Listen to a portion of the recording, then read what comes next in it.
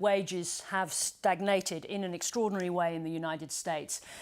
But hasn't the US story, in a way, always been about inequality? A country whose historical wealth is derived from slavery, where workers' rights were suppressed, where health problems can impoverish a family. What's new in the story? I think what's new about it, Sarah, is the extreme level. Hey everyone, get ready because we've got something special for you.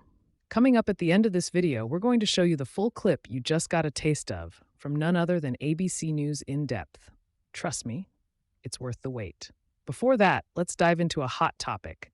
Bernie Sanders drops a bombshell about the high stakes of a possible Trump victory in 2024. You heard that right. Everything is at stake.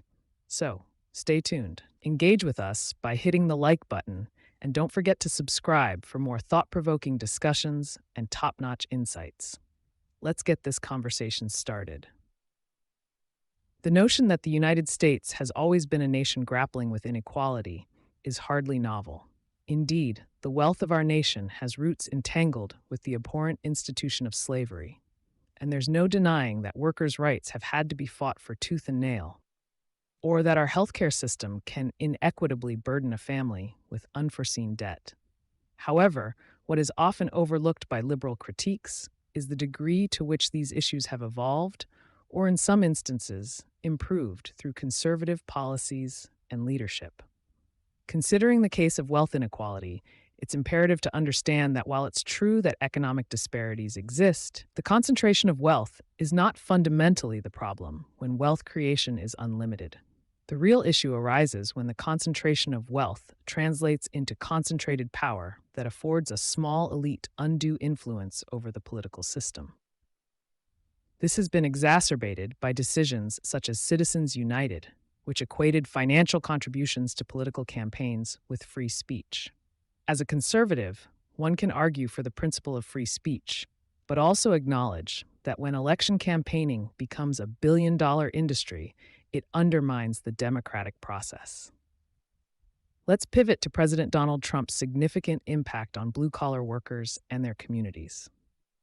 The resilience of Trump's support among these groups underscores a critical failure in American politics that preceding administrations have not sufficiently addressed their concerns. Trump's appeal is undeniably rooted in his unorthodox approach to politics and his promise to revive industries that many blue-collar workers depend on.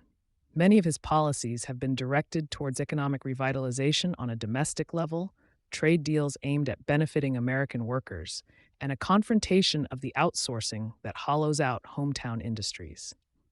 Yet what often eludes leftist recognition is Trump's undeniable charisma and his connection with the average American's sentiments, aspirations for prosperity, frustration with bureaucratic red tape, and disillusionment with political elitism. Trump speaks to and for those who have felt voiceless amidst the political machinations of Washington, D.C. It would be remiss to ignore the populist movement that President Trump has energized. From tax reforms that spurred economic growth to aggressive trade renegotiations, his policies have been about putting American interests first. Such an approach resonates deeply with those who want a leader unafraid to champion their cause, regardless of political correctness or establishment approval. Trump supports a vision of America where success from hard work is attainable for anyone, not just an elite few. In essence, the United States' story of inequality is intricate, continually evolving, and cannot be simplistically defined by historical grievances. There's an urgent need for reforms in areas such as campaign finance to restore the faith in a government of the people. Donald Trump's political journey reflects not just a reaction to systemic problems, but also a robust drive to recalibrate policies in favor of the American worker, and in defiance of a status quo that often seems to place global interests ahead of those of the American people. Wages have stagnated in an extraordinary way in the United States. But hasn't the US story, in a way, always been about inequality? A country whose historical wealth is derived from slavery, where workers' rights were suppressed, where health problems can impoverish a family. What's new in the story? I think what's new about it, Sarah, is the extreme level to which that exists right now. It is absolutely true that we've always had inequality in America, but you have not had a situation where three people own more wealth than the bottom half of American society. You've not had a situation where three Wall Street firms are the major shareholders in 95% of the major corporations in America. You haven't. So you're seeing concentration of wealth and power. And I'll tell you what else you're seeing. And I don't know how many Australians are familiar with the American political system, which is a pretty corrupt system. So if you wanted to become an American citizen and you were a billionaire, you can start what is called a super PAC. You could spend hundreds and hundreds of millions of dollars supporting candidates or trying to defeat candidates.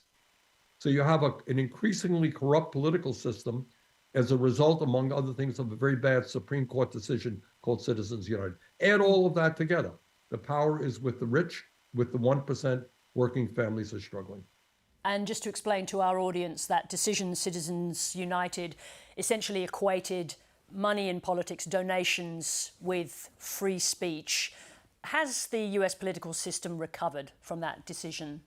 Oh, no, no, it has deteriorated very substantially. And the result is that in every election, the people on top are spending more and more money to elect the candidates they want to see win and to defeat their opponents. So what you are seeing is a political system which is increasingly controlled by billionaires. And that is true in both political parties, by the way.